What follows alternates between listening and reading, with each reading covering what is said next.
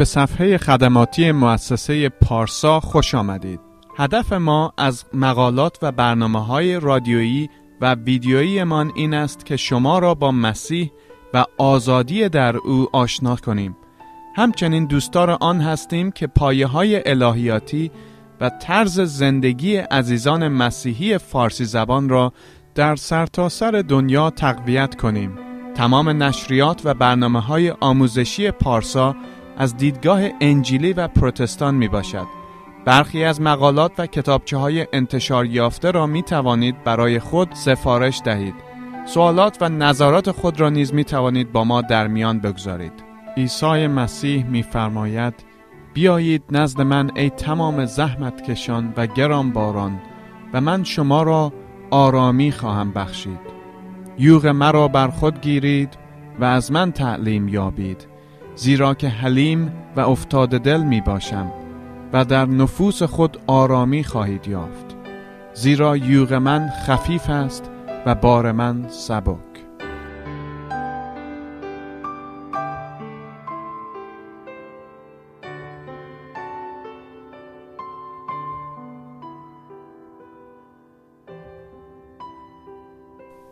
مسیح دوباره گفت: من راه و راستی و حیات هستم. هیچ کس نزد پدر جز به وسیله من نمی آید.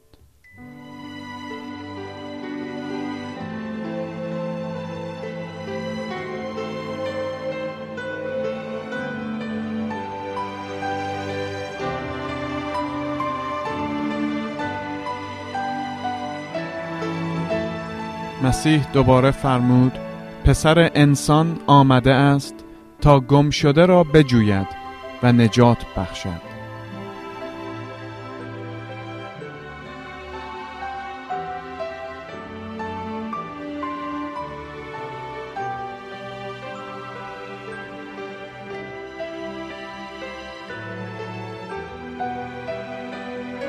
انجیل می‌فرماید: خدا محبت خود را در ما ثابت می‌کند از اینکه هنگامی که ما هنوز گناهکار بودیم مسیح در راه ما مرد.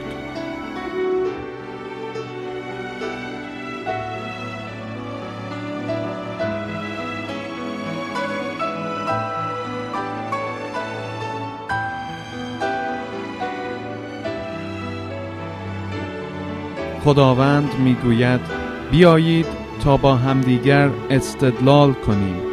اگر گناهان شما مثل ارغوان باشد مانند برف سفید خواهند شد و اگر مثل قرمز سرخ باشد مانند پشم سفید خواهند شد.